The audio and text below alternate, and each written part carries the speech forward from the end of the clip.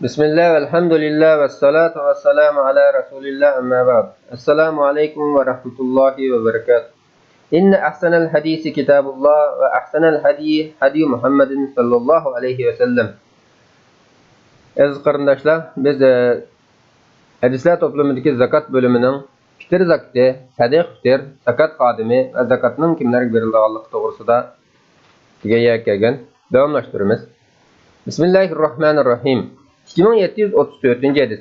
İbn Ömer radhiyallohu anhuma mundaq deydi. Payg'ambar sallallohu alayhi vasallam qul yoki hur, er yoki ayol, cho'ng yoki kichik bo'lsin, har qanday musulmonning fitr zakati uchun bir sa xurmo yoki bir sa arpa berishni farz qildi va Eid namoziga chiqishdan ilgari ado qilishni buyurdi.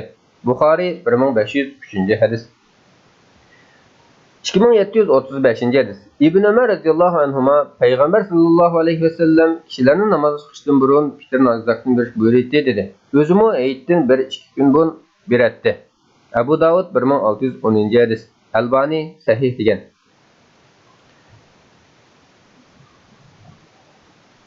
2737 hadis.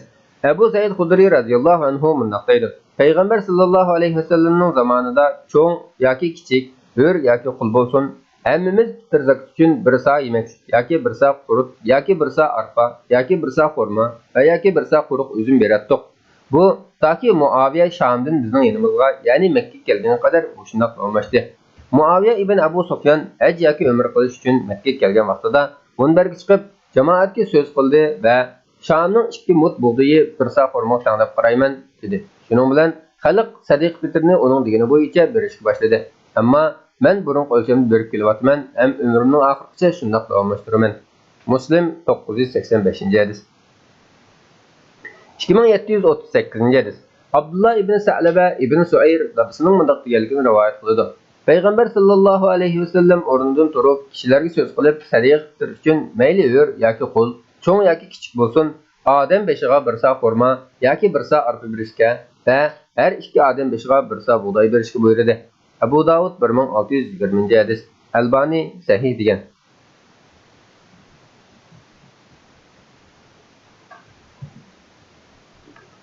2741 hadis. İbn Abbas radhiyallohu anhuma mundaq deydi. Payg'ambar sallallohu alayhi vasallam fitr zakatini ro'z tutishning behuda gap so'z tufaylidan o'tkazib qo'ygan gunohlardan poklanishi va yo'qsullarga uzuk-tulik bo'lish uchun farz qildi. Kimki fitr zakatini Eid namozidan burun bersa, u maqbul zakat hisoblanadi. Agar Eid namozidan keyin bersa, sadiqalardan bir qatorida bo'ladi. Abu Davud 1609 hadis. Albani hasan degan. 2742 hadis. Qays ibn Said radhiyallohu anhu mundaq deydi. Payg'ambar sallallohu alayhi vasallam zakat farz qilinishidan ilgari bizni fitr zakati berish buyurgan edi. Zakat farz qilingandan keyin u bizni fitr zakati berish buyurmadi, ham berishni to'smadi. Shunga biz fitr zakat berishni davomlashtirdik. Nasoiy 2507 hadis. Albani sahih degan. 2743 hadis. Abu Umayd Sa'idi radhiyallohu anhu mundaq deydi. Payg'ambar sallallohu alayhi vasallam Ibn Utaybiyani, ya'ni Bani Sulaym qabilasiga zakat yig'ish uchun avatgan edi. U qaytib kelganda Payg'ambar sallallohu alayhi vasallamga hisob berib, "Bular sizlarga tegishli bo'lgani ma'u menga hadiya qilindi" dedi. Payg'ambar sallallohu alayhi vasallam, "Agar sen rasul bo'lsang, ota-onangning uyida o'ltirib boqqin, sana hadiya kelamdikin" dedi. Ondan o'rnidan turib, Alloh taolo hamd sanayotgandan keyin jamoatga, "Aranglardan bir qism kishilarni Alloh menga farz qilgan zakat uchun avatsam, ba'zilari qaytib kelib, bular sizlarga tegishli bo'lgani ma'u menga hadiya qilindi" deydi. Agar u rasul bo'lsa, otasining yoki onasining uyida o'tirib boqsin, uning hadiya kelamdikin. Alloh taolaning nomi bilan qasam qilamanki, kimki haqqi bo'lmagan narsani o'zining qilib olsa, qiyomat kuni Allohning dargohida to'planganda uni gardini yunib keladi. Bilib qo'yinglarki, bunday kishi Allohning dargohiga kelganda men uni cho'qim to'nib olaman.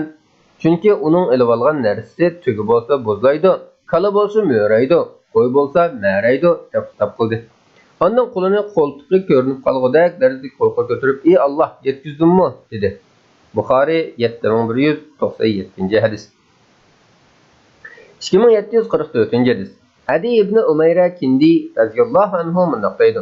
Payg'ambar sallallohu alayhi vasallam, "Ey xaloyiq, agar sizlardan biri zakat yig'ish tayinlansa, u bizning yangichalik narsani bo'lsa yushiradigan, yushirgan narsa qiyomat kuni uning ishgan bo'ladi" dedi. Heliqcha ko'z oldimda turibdiki, ansarlardan qari bir kishi o'rnidan turib, "Ey Rasululloh, menga topshirgan vazifani qaytarib olgan" dedi. Payg'ambar sallallohu alayhi vasallam "Nimishqa?" deb so'radi. U kishi "Sening mundoq deganligingni angladim" dedi. Payg'ambar sallallohu alayhi vasallam "Mening uni deyishim kerak. Biz kimni bir vazifaga tayinlasak, u mayli oz yoki ko'p bo'lsin, hamma narsani bizga topshirsin. Undan keyin u o'ziga berilganini ilib, berilgandan voz kechsin" dedi. Abu Davud 3581-hadis. Albani sahih degan. 2745-hadis. İmran ibn Hüseyinning azodgarchisi İbrahim ibn Ata dadasining mundaq deganligini rivoyat qiladi.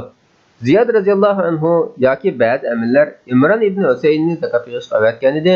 U boylardan olgan zakot molni shu atrofdagi yo'qsillarga taqib berib qaytib keldi. Uningdan mol qani deb so'ragan edi. U "Sen meni molni yig'ib elib kelish uchun avatganmiding? Biz u mollarni payg'ambar sallallohu alayhi vasallamning vaqtida olgan yerlardan elib, ya'ni payg'ambar sallallohu alayhi vasallamning vaqtida tarqitib bergan yerlarga taqib berdik" deb javob berdi. Abu Davud 1625-hadis. Albani sahih degan. 2746-hadis.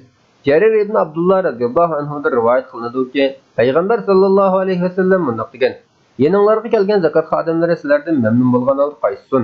Muslim 989-hadis. 2747-hadis. Yana bir rivoyatda mundaq deyilgan: Payg'ambar sallallohu alayhi vasallamdan: "Ey Rasululloh, ular bizga zulm qilishdi" deb so'ragan edi. Hatto ular sizlarga zulm qilgan taqdirdami ularni rozi qilinglar deb javob berdi. Abu Davud 1589-hadis.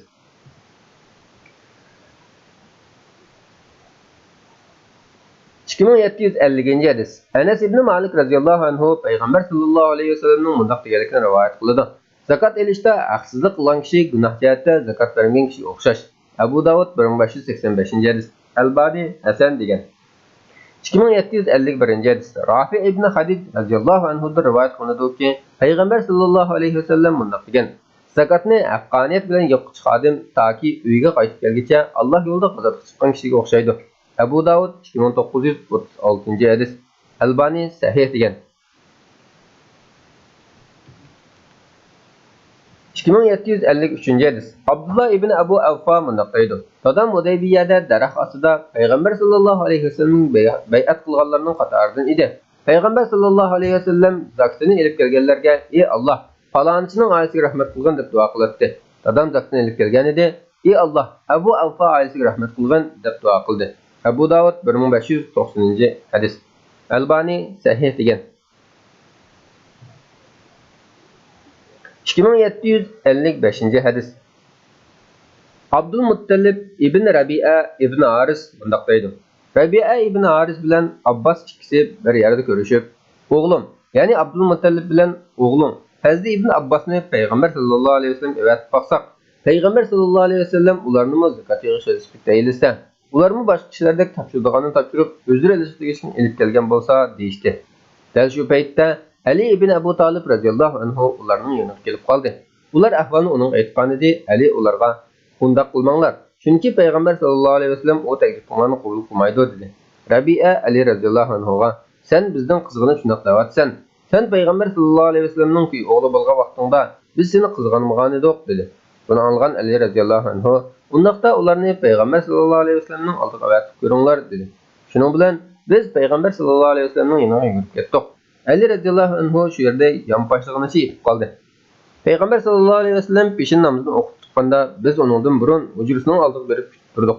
Payg'ambar sallallohu alayhi vasallam kelib, quloqlarimizni tutgancha "Qani, nima gapinglar bo'lsa aytinglar" dedi va hujrasiga kirdi. Bizmi orqasidan kirdik. U kuni Zaynab binti Jahshning navbati ekan. Biz bir-birimizning gap boshlashini kutib xeyli vaqtgacha sukut qilib o'tirdik. Oxir birimiz og'lashdik: "Ey Rasululloh, sen insonlarning eng xayrlisi va Allohga sizlar rahim qilishni bakmi yaxshi ko'rguvchisan. Bizmi cho'ng bo'lib o'yinish yeshir kelib qoldik. Bizni zakat yig'ish vazifasiga tayinlab qo'ysang, boshqalarga o'xshash topshiriq tegishini topshirib, o'zimizga tegishini elib qolsak." Payg'ambar sallallohu alayhi vasallam xeyli bir vaqt sukut qilib o'tirdi. Biz qayta og'iz ochib tamshiladik. Zaynab binti Jahsh radhiyallohu anha darqisida turib, gap qilmay o'tirishga ishorat qildi. Ma'lum vaqtdan keyin payg'ambar sallallohu alayhi vasallam og'iz ochib, "Zakat mili Muhammad ahliga loyiq emas. Chunki zakat insonlarning kiridir. Mahmiyya bilan Nawfal ibn Aris ibn Abdul Muttallibni chaqiringlar" dedi. Mahmiyya g'animatning 5dan 1ni to'plangan molga mas'ul kishi edi. U ikkisi yetib kelganda Mahmiyyaga: "Sen qizingni Fazl ibn Abbosga bergin" dedi.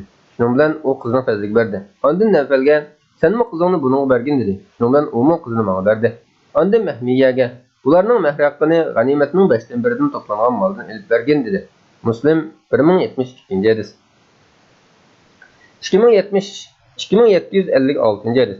Yana bir rivoyatda Ali radhiyallohu anhu "Men Hazrat Hasanning dadasiman. Pamparasat kishiman. Allohning nomi bilan qasamki, o'g'illaringlar payg'ambar sallallohu alayhi vasallamning yonidan sizlar talab qilib avatgan ishning javobini olib kelguncha bu yerdan ketmayman" degan. Muslim 1072-hadis. 2757-hadis. Muhammad ibn Ziyad Abu Hurayraning bundoq deganligini rivoyat qiladi. Hasan ibn Ali radhiyallohu anhu zakat xurmizdan bir taq elib og'ziga solgan edi. Payg'ambar sallallohu alayhi vasallam "Hay, buni tashlab et. Bizning sadiqa zakat yemaydiganligimizni bilmamding" dedi. Muslim 1069-hadis. 2758-hadis. Anas radhiyallohu anhu bundoq deydi. Payg'ambar sallallohu alayhi vasallam ketib o'tib bir tal xurm uchratdi va "Agar bu xurmaning sadiq bo'lib qolishidan ansirmagan bo'lsam, albatta yegan bo'lardim" dedi. Buxoriy 2431-hadis. 2759-hadis. Abu Hurayra radhiyallohu anhu bundoq deydi. Payg'ambar sallallohu alayhi vasallamga tamoq keltirilsa, tamoqning kelish manbasini so'raydi. Agar tamoq sovuq sutda keltirilgan bo'lsa, yeydi. Agar zakat bo'lsa, yemaydi. Muslim 1077-hadis. 2760-hadis. İbn Abu Rafi, dadasi Abu Rafi radhiyallohu anhuning bundoq deganligini rivoyat qildi. Payg'ambar sallallohu alayhi vasallam Bani Mahsumdan bir kishini zakat yig'ish tayinladi. Men uningga agishib zakat yig'ishga adilmishay degan edim. Payg'ambar sallallohu alayhi vasallam zakat bizga durust bo'lmaydi. Bir qavmning azatkarisi shu qavmga tava hisoblandi dedi. Ya'ni sening zakat yig'ishga qatnashish orqali zakat malini yeyishing durust emas. Chunki sen bizning azatkardimizsan. Nasai 2612-hadis. Albani sahih degan. 2761-hadis. Abu Hurayra radhiyallohu anhudan rivoyat qilinadiki, Payg'ambar sallallohu alayhi vasallam bundoq degan: "Boy yoki kuchlik, qo'li saq kishilarga zakat berishga bo'lmaydi." Nasai 2597-hadis. Albani sahih degan. 2763-hadis. Zayd ibn Aslam radhiyallohu anhu bundoq deydi. Umar ibn Xattob radhiyallohu anhu sut ichganida sut tetib ketib, bergan kishidan bu sutni nereden kelding deb so'radi. U "Men faloni suv bo'yiga borgan edim, qarsam u yerda sadiq mollardan sug'urayotgan ekan. Mol boqadiganlar menga shu mollarning sutini sug'ib bergan edi.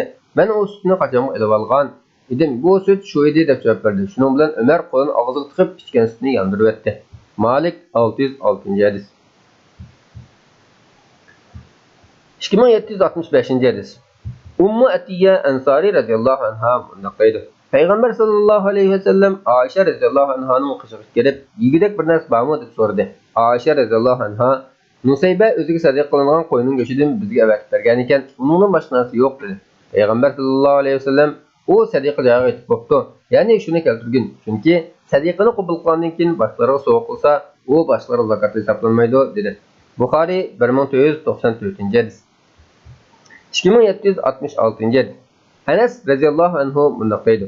Aisha radhiyallohu anhaning cho'risi Bariraga sadiq qilingan bir parcha go'sht Payg'ambar sallallohu alayhi vasallamning oldiga keltirilgan edi. Payg'ambar sallallohu alayhi vasallam "Bu uning nisbatan sadiqa, bizning nisbatan so'g'dir, ya'ni yeyishga bo'ladi" dedi. Buxoriy 1495-hadis. 2767-hadis. Bushayr ibn Yasar bundoq deydi. Ansarlardan Sahl ibn Abu Hatma ismli bir sahabining menga so'zlab berishicha, Payg'ambar sallallohu alayhi vasallam Xaybarda o'lib ketgan Ansarining deyit uchun uningga, ya'ni Sahligi zakat tugunlaridan 100 tuyoq bergan ekan. Abu Davud 1638-hadis. Albani sahih degan.